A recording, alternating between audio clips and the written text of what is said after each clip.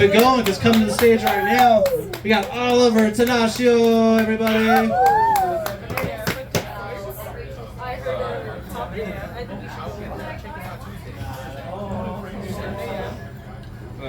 Very excited to be in front of this huge crowd. It really gets my nerves up. But anyway, other than that, I love life, you know. I love life here on Earth. I don't know anything different. I think the Earth is pretty rad. Well, the quality of life right now, that's questionable. Like, you ever been pretty adventurous but too broke to travel? So you watch these travel shows either on TV or on your cell phone. And then there's always this handsome or a pretty host that tries to get you to envy a highly modified, unrealistic depiction of life.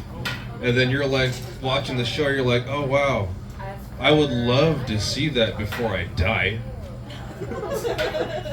And then the host is like, they say something like, oh, this natural haven is tucked away in beautiful Oceanside, California. And your fat, lazy ass is watching this on the couch, and you're like, that's not worth the walk. So that's kind of like, if you live in a beautiful part of the universe and you refuse to explore it, that's kind of like going camping and not eating mushrooms. But anyway, so I mean, the Earth is pretty rad. I think the Earth was pretty cool before humans came along, and then once we did, we fucked everything up. But I think early humans are pretty cool because all we ever did was like hunt and fuck and not pay bills. But nowadays, us humans, we'll see like a virgin piece of land. We're like, that is perfect to build another apartment complex on. So that's pretty much human history, just repeating itself from like early humans. Let's say like it's early Europeans. I don't want to blame people, but let's just say early humans. Let's say they wanted to feel closer to God. So I'm going to enslave the local indigenous population to build these missions, and they'll become monuments later on. And it was pretty bad before that too. Early humans, they were like building sailboats, and they'd put crosses on their sails. They would put crosses on their shields. They make their swords look like crosses. And then they went off and set sail and blessed non-believers with genocide. But you know, fast forward to now, I think Earth is okay. I mean, fast forward to now, I think everyone's just like a conglomeration of, you know, just like polluted skies, destroyed landscape, and like very short attention spans. But, you know, at least nowadays, the churches aren't publicly murdering non-donators. I mean, non-believers, I should say. That's what I really meant to say. So, and churches nowadays, they have a much better technique for brainwashing the crowd. Like, let's look at Joel Osteen. If you don't know who Joel Osteen is, he is one of today's most popular televangelists.